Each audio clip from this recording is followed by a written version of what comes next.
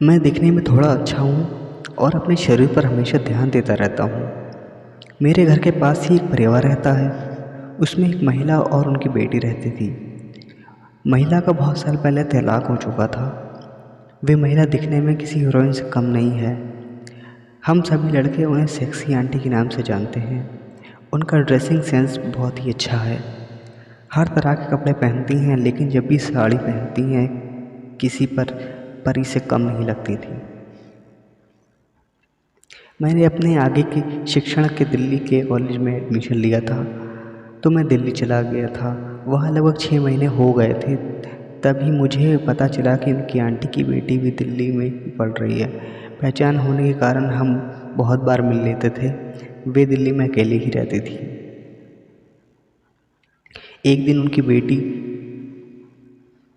निक्की ने मुझसे पूछा कि क्या हम दोनों साथ में रह सकते हैं। मैं भी अकेला रहता था। ये तो मेरे लिए एक चमत्कार ही था। हमारे एरिया के सबसे सुंदर और रोमांटिक लड़के के साथ रहने का मौका मुझे मिल रहा था। मैंने भी हाँ बोल दिया। निक्की ने आंटी को बता दिया था कि हम दोनों साथ में ही रह रहे हैं। आंटी भी खुले विचारों की थीं, तो उन्होंने भी कोई प्रॉब्लम नहीं की थी। वैसे भी हम दोनों सिर्फ दोस्त की तरह रहने का सोच रहे थे, पर हमारे बीच कुछ ही दिनों में शारीरिक संबंध बन गए।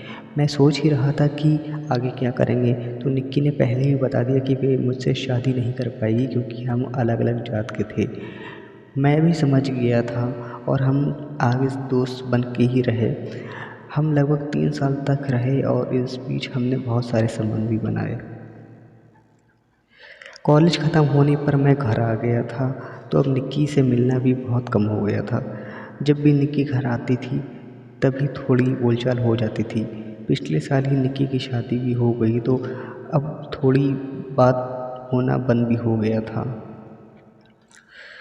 शादी के कुछ दिन बाद ही आंटी को कुछ काम था, तो उन्होंने मुझे बुलाया।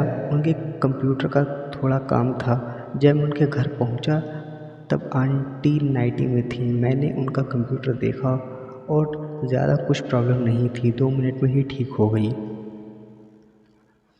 मैं वापस जाने लगा तो आंटी ने बोला, थोड़ा रुको, चाय पी कर जाओ। मैं रुक गया और चाय पीने लगा। आंटी मेरे बाजू में आकर बैठ गई और बात करने लगी। पूछ रही थी कि जब मैं उनकी बेटी के साथ रहता था तो कोई प्रॉब्लम तो नहीं हुई ना। मैंने कहा कि नहीं, कोई प्रॉब्लम नहीं हुई। आंटी ने मुझसे तभी सीधे पूछा कि कभी मैंने उनकी बेटी के साथ शारीरिक संबंध तो नहीं किया ना। ये सुनते ही मैं थोड़ा सा घबरा गया और नहीं बोला। तभी आंटी मुझे देखकर हंसी और बोली, पागल, इतना क्यों डर रहे हो? किया होगा तो भी कोई प्रॉब्लम नहीं। जवान हो अभी, नहीं करोगे तो कब करोगे? ऐसे ही प्यार से बातें करते हुए उन्होंने मेरे से बुलवा ही लिया कि मैंने निक्की के साथ संबंध बनाया था। आंटी भी हंसकर ही बातें कर रही थीं। बात करते करते उन्होंने अचानक मेरी जांघ पर हाथ रख दिया और बोली, मैं कैसी दिखती हूँ?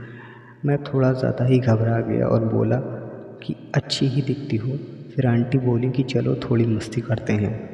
उसके बाद मुझे कुछ बोलने का मौका ही नहीं दिया।